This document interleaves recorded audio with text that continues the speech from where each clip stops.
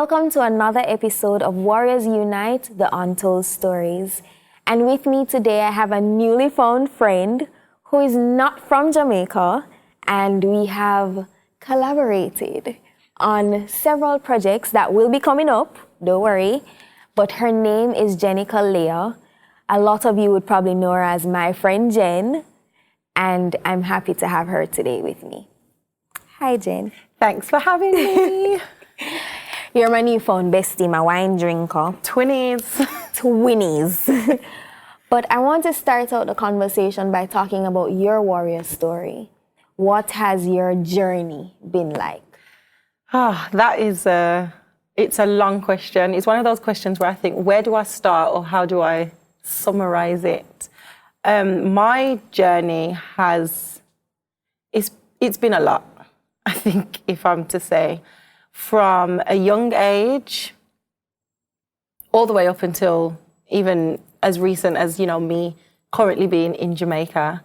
So as a child, I think my parents not understanding what sickle cell was and what some of my triggers might have been. Yeah. I spent a lot of time in and out of hospital, mainly to do with kind of chest infections, pneumonia, that kind of stuff.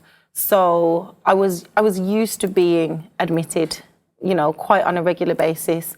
But I think for me, sickle cell got really serious when I had a stroke when I was 13. Yeah. So at the time, we, as a family, like my mom, parents, my whole family, we didn't know that sickle cell came with so many complications. Obviously, growing up in the UK, I would say it's a new disease for them in terms of their level of research, understanding, and all of the impacts and complications that it can have. They're not as well experienced in it and have not been. So me growing up in the 90s, there were a lot of things that they didn't know, and my parents certainly didn't know. So no one knew that I could even have a stroke. It's something you would associate with, old age or, people that may just be unhealthy, but I was a teenager and that happened. And I would say from then on, I kind of just continued on this journey of ticking off this whole list of complications that could potentially happen. But for Jen, it's like, oh, let's do this. So after having a stroke, I was put on blood transfusions every 4 weeks as a form of treatment for me not to have another stroke. So the blood transfusions, I would say they probably helped. I didn't have any more. But as a result of the transfusions, I then started to have liver complications because of an overload of iron. Yeah. So that was something in itself. I've had numerous occasions of kind of sequestration in the liver, or cholestasis, I think it's called, where the blood kind of pools in the liver. Acute chest syndrome. A very bad episode of that, and one that almost took my life when I was 16. And I think at that point, that's when I realized that sickle cell can be fatal. I think there's this, almost in the UK, like, okay, everybody talks about the crisis, the pain, but some of these serious complications that can kill us, I don't think it's spoken about that much. Yeah. Pulmonary embolisms. I've had a hip replacement, which I had at 25, which I had to fight for because I had zero quality of life. I couldn't walk. I was taking morphine and those kind of strong medications regularly throughout the day. So I could just about function. Oh, there's so many things. There's so many. That's a lot. Yeah. A lot of it I cannot relate to, but it does make me happy that you're here. Yes. And that you're walking. Yes. Because that in itself is a celebratory moment. And that leads me to talking about how you became an advocate. I think my advocacy journey, it started later on in life. I definitely would say that, because when I was younger, sickle cell was something that I didn't want anybody to know that I had. I was like, let's keep this a secret. Let's not tell the world, because in all honesty, I didn't understand what it was. Yeah. So when people are saying, why are you in hospital, or how come this has happened to you? my real answer was like, I don't really know, like, because I have sickle cell, but I don't know what that actually means. Yeah. So I think after needing a hip replacement, I think that was kind of like my turning point, because prior to having it, as I said, I had a very kind of poor quality of life in my 20s. There was so much that I couldn't do. I used to model. I had to stop modeling because I couldn't walk, I couldn't wear heels. There were so many things that it kind of just really made my life change. And I wanted to start sharing how I was feeling. Yeah. Because I think at that point, it perhaps started to have an impact on me mentally in terms of how I was feeling about myself, how I communicated with other people that I didn't want to do things, I wasn't able to go certain places. So I started blogging. I used to write anyway. I always write about how I'm feeling, whether happy, sad, gratitude, giving thanks, all that kind of stuff. But I wrote a blog post just basically pouring my heart out about, this is sickle cell, this is how I feel, this is what I want everyone to know. And from then, it kind of just continued. I then wrote a book. The book led to more things. And I then just, I just started doing lots of different things. I now speak to doctors. I speak at conferences. I do a whole lot. I think it's almost like I've turned my pain and everything that I go through into a passion and almost into a career, so to speak. Yeah. And everything that I do is now centered around sickle cell and spreading awareness and educating people about it. How do you do it all? Girl, I don't know. I think I'm driven by what I've been through and the fact that I'm still here. Yeah. Because that's something in itself. It's like I've been given not a second chance, but like an opportunity to do as much as I can in whatever time I have. Yeah. I became very comfortable. This was before coming to Jamaica, because of my experiences and my last kind of complication that I had in the UK with the whole kind of NHS and the medical, the doctors, the nurses, everything was such a terrible experience. And I basically just became comfortable with the fact that death being so kind of pivotal is what keeps me going. Like, let me just keep going for as long as I can, because it's going to reach us all at some point. The only thing sure in life is death. So because I know how possible that is and how close I was to it, I became comfortable with the fact that, okay, maybe that's going to happen sooner than I expected. So let me just live life. Let me just do everything that I can. And it's like, you kind of think, oh, it's going to happen soon, so let me just like YOLO. But the YOLO I keep YOLOing. And it's like, so that kind of I just keep going. You never know when it's going to happen. My journey with sickle cell has been so up and down that at any point, it could be down and I don't come back up. I don't know. But that somehow motivates me. It might sound crazy, but it just does. I get it. Yeah. Trust me, I get it. And let's talk a little bit about the My Friend Jen brand, because I think that's how I was introduced to you. Mm-hmm. The book is what I noticed first. Okay. Funny story. While you were checking me out, I was checking your book out. Ah. So I knew your book before I knew you. Okay. But I noticed that your book is really geared towards children. Mm-hmm. And I love that. But tell us about it for those who don't know, because they don't. Let's talk about My Friend Jen. So My Friend Jen it's the name of my children's book series. It's also the name of my charity, which I set up. So My Friend Jen, as you can kind of guess from the name, it's based on a kind of younger version of myself, being Jenica. Everybody calls me Jen. And I really wanted to create something for children because I think that that's where my struggles or misunderstanding of sickle cell started. So if I had known more about it when I was a child, I think that I would have had a different experience, life experience, so to speak. So I wanted to kind of motivate children that are growing up with sickle cell today to know, you know what, this is my condition. These are all the things that I can do. Like, you don't have to be limited. Yes, there are a lot of things that we have to consider, we have to plan, we have to schedule, but we can still go for our dreams, we can still achieve great things. So I wanted to kind of give them confidence to know that just because you have this thing, it doesn't mean that it has to stop you. Because I would have liked that. I wanted someone to say, you know, Jen, you can do this, you can do that, go on, you know.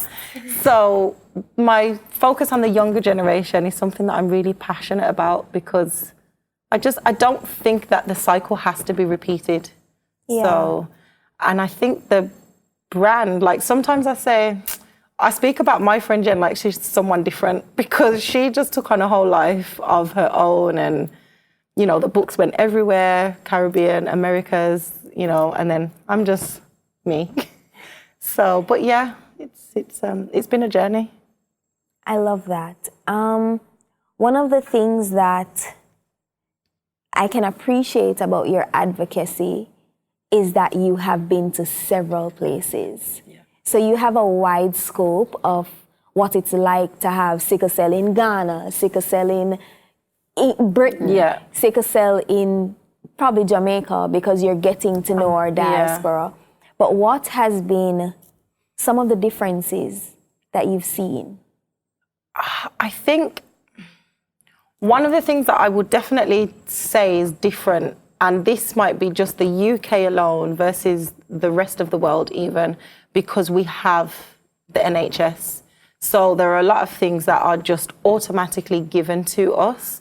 And not that there's anything wrong with that. I think it's amazing because, you know, not everybody has the same income or the same livelihood that everyone else does. So it gives people a fair opportunity of survival, of treatments, which is great.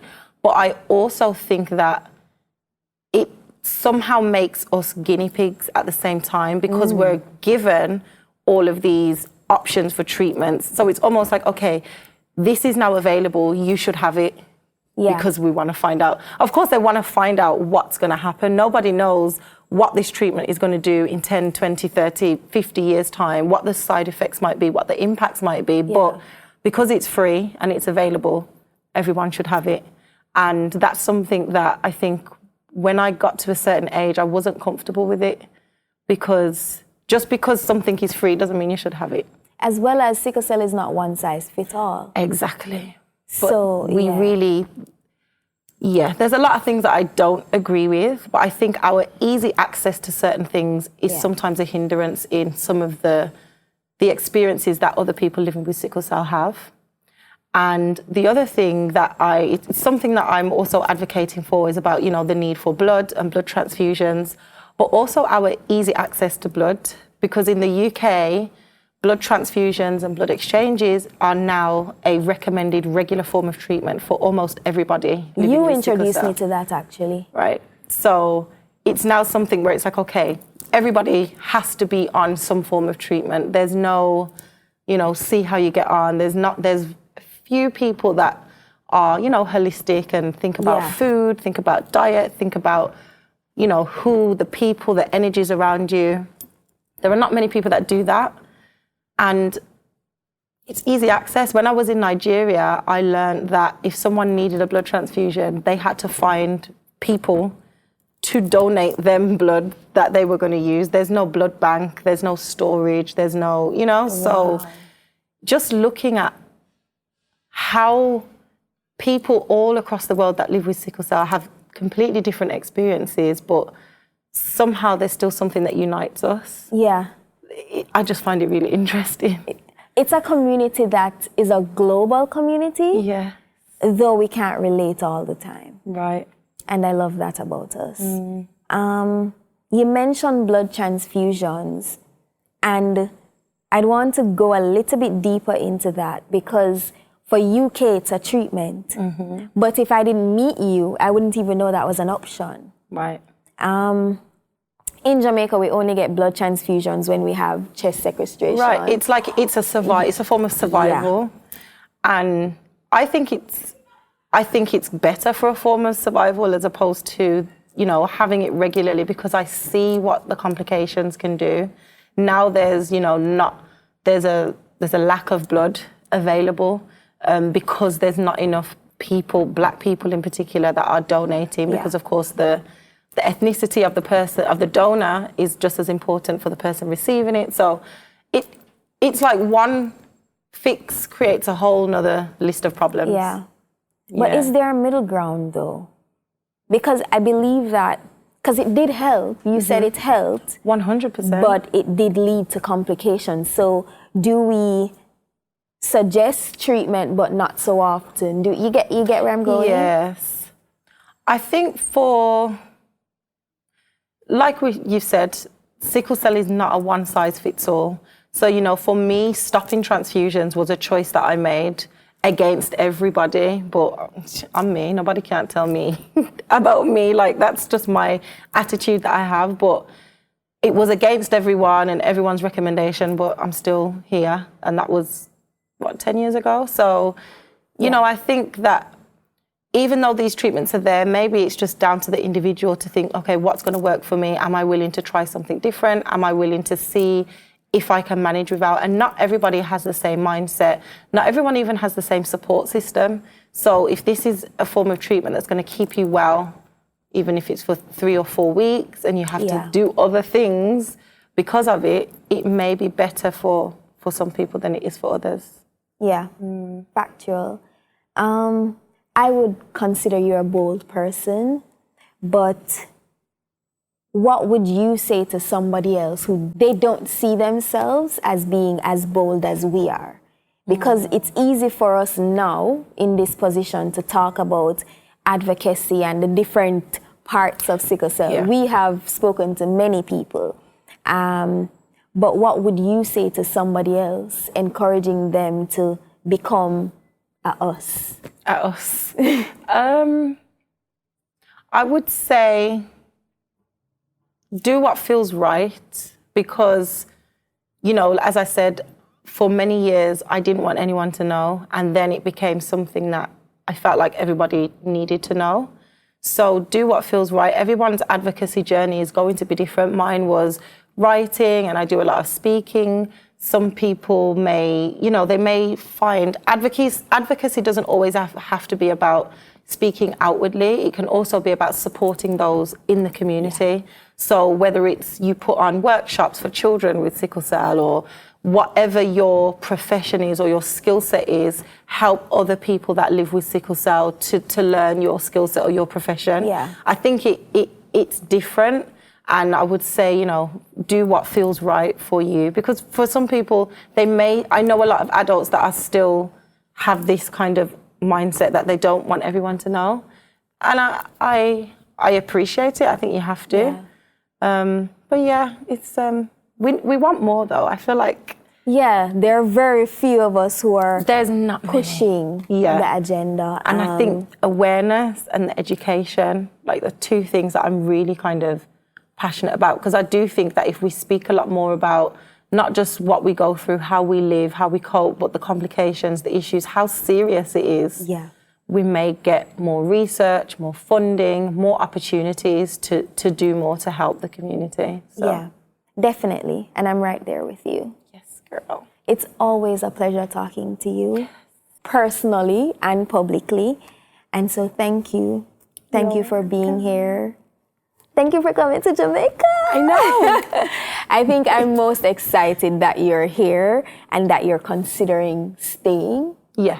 And so I'm happy to have you be a part of this community and looking forward to doing more.